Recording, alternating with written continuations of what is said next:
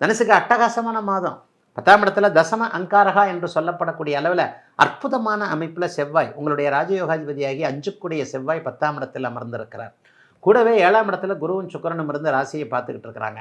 இந்த மாதம் 8ல் மறைஞ்சிருக்கிற பாக்கியாதிபதி கூட 15ஆம் தேதிக்கு பிறகு பாக்கியத்தை குறிக்கக்கூடிய 9ஆம் இடத்துலேயே வந்து ஆட்சியாக இருக்கிறார். வேறு என்ன வேணும்? தொட்டதெல்லாம் தொடங்கும். நல்ல மாதம். நம்ம என்னென்ன அளவுக்கு முயற்சி பண்ணுறோமோ அந்தந்த அளவுக்கு இப்போது இந்த மாதம் நல்ல விதமாக இருக்கும். அப்பா சம்பந்தப்பட்ட விஷயங்களில் இருந்து வந்த செலவுகள், விரயங்கள் நிற்கும். சொந்த ஊரில் இருந்து வந்த தகவல்கள், சொந்த ஊரில் அப்படி இப்படின்ற மாதிரியான விஷயங்களில், சொந்த ஊர் பற்றிய விஷயங்களில் கொஞ்சம் கஷ்டப்பட்டுக்கிட்டு இருந்தவங்க, சொந்த ஊரில் கோயில் கொடைக்கு போக முடியல, குலசாமியை கும்பிட முடியல, குலசாமிக்கு ஒரு கோயில் கட்டலாம்னு சொன்னால் சித்தப்பா பங்காளிங்கன்னு சொல்லப்படக்கூடிய சித்தப்பா பெரியப்பா மகன் இப்படி இழுக்கிறாங்க. நான் என்னமோ தலையில் கோயிலை தூக்கிட்டு போயிடுற மாதிரி இவன் இப்படி பண்ணுறான் அப்படி பண்ணுறான். ஒரு பொது காரியத்திற்காக, நல்லவைகளுக்காக ஒன்றை செய்தால், நல்ல மனதோடு செய்தால், அதையும் பாதிப்பதற்கு, அதையும் புரிந்து கொள்ளாமல் நம்ம என்னமோ பேரெடுத்துகிற மாதிரி இப்படி இப்படி பண்ணுறாங்களேன்னு சொல்லிட்டு கொஞ்சம் ஒரு மாதிரியாக பொது காரியத்திலிருந்து விலகி இருந்தவர்கள் எல்லோருக்குமே கடவுள் மேல் பாரத்தை போற்றி எதையும் செய்யலாம் என்கின்ற ஒரு தன்னம்பிக்கையை வரக்கூடிய நல்ல வாய்ப்புகள் கிடைக்கக்கூடிய யோக மாதமாக இந்த மாதம் கண்டிப்பாக அமையுங்க.